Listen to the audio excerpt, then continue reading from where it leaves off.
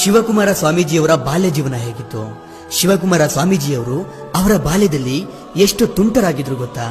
ಜೊತೆಗೆ ಶಿವಕುಮಾರ ಸ್ವಾಮೀಜಿಯವರ ತಾಯಿ ಮಗನ ತುಂಟತನಕ್ಕೆ ಹೆದರಿ ಮಡಿಕೆಗಳನ್ನ ಮನೆಯಲ್ಲಿ ಜೋಡಿಸಿಟ್ಟದ್ದು ಯಾಕೆ? ಹಾಗೆ ಶಿವಕುಮಾರ ಸ್ವಾಮೀಜಿಯವರ ಇಬ್ಬರು ಅಣ್ಣಂದಿರು ಒಂದೇ ದಿನ ಸಾವನ್ನಪ್ಪಿದ್ದೇಕೆ? ಸಿದ್ಧಗಂಗಾ ಮಠಕ್ಕೆ ಸಿದ್ಧಗಂಗಾ ಅಂತ ಹೆಸರು ಹೇಗೆ ಬಂತು ಗೊತ್ತಾ? ಇದರ ಹಿಂದೆ ಒಂದು ರಹಸ್ಯವಾದಂತ ಕಥೆಯೇ ಇದೆ. ಅಷ್ಟಕ್ಕೂ ಶಿವಕುಮಾರ ಸ್ವಾಮೀಜಿಗಳು ಸಿದ್ಧಗಂಗಾ ಮಠಕ್ಕೆ ಮಠಾಧ್ಯಕ್ಷರಾಗಿದ್ದೇ ಒಂದು ಆಕಸ್ಮಿಕ ಅಂತ ಹೇಳ್ಬೋದು.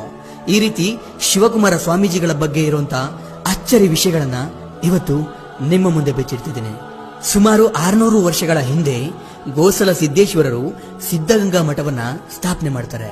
ಸಿದ್ಧಗಂಗಾ ಮಠಕ್ಕೆ ಸಿದ್ಧಗಂಗಾ ಅಂತ ಹೆಸರು ಬರೋದಕ್ಕೆ ಕಾರಣ ಏನಂದ್ರೆ, ಮಠವನ್ನ ಸ್ಥಾಪನೆ ಮಾಡಿದಂತ ಗೋಸಲ ಸಿದ್ದೇಶ್ವರರು ಕೆಲ ಜಂಗಮರೊಂದಿಗೆ ಇಲ್ಲಿನ ಬೆಟ್ಟಕ್ಕೆ ಬಂದು ಗುಹೆಗಳಲ್ಲಿ ತಪಸ್ಸಿಗೆ ಕುಳಿತಿದ್ರು.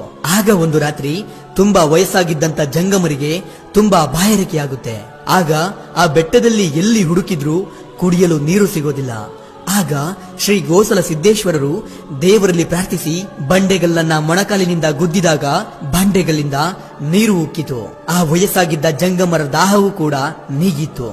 ಈ ರೀತಿ ಸಿದ್ದೇಶ್ವರರ ಸಂಕಲ್ಪದಿಂದ ಗಂಗೆ ಉಕ್ಕಿದ ಸ್ಥಳವಾದ್ದರಿಂದ ಅಂದಿನಿಂದ ಆ ಸ್ಥಳಕ್ಕೆ ಸಿದ್ಧಗಂಗಾ ಅಂತ ಹೆಸರು ಬಂತು. ಆ ಸಮಯದಲ್ಲಿ ಮಠಾಧ್ಯಕ್ಷರಾಗಿದ್ದಂತ ಉದ್ದಾನ ಶಿವಯೋಗಿ ಸ್ವಾಮಿಗಳು ಮೊದಲ ಬಾರಿಗೆ 53 ವಿದ್ಯಾರ್ಥಿಗಳಿಗೆ ಆ ಮಠದಲ್ಲಿ ಪ್ರವೇಶವನ್ನ ಕೊಡ್ತಾರೆ.